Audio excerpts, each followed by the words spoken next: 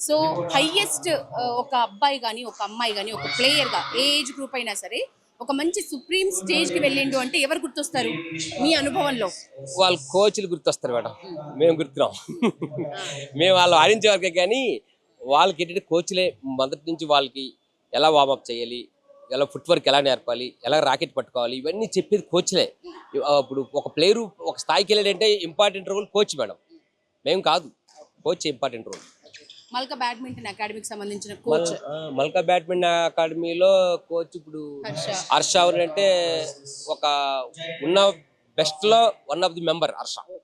పిల్లలకి ఎలా చెప్పాలి, ఏం చేయాలి, కష్టపడతారు. తక్కువ టైంలో రిజల్ట్ తెచ్చుకున్నారు మేడం వీళ్ళు.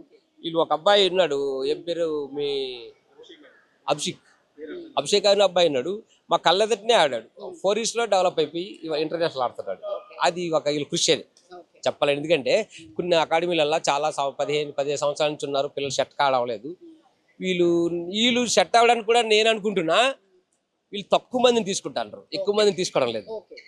కొన్ని అకాడమీలలో ఏం చేస్తారు, ప్లేయర్స్ ఎక్కువైపోయి టైం ఇవ్వలేక కోచెస్ వీళ్ళు మేము 10 ఇయర్స్ నుంచి అబ్జర్వ్ చేస్తున్నాం కదా, తక్కువ మందిని తీసుకోవడం వల్ల తొందరగా ఇంప్రూవ్ అయ్యాడని నేను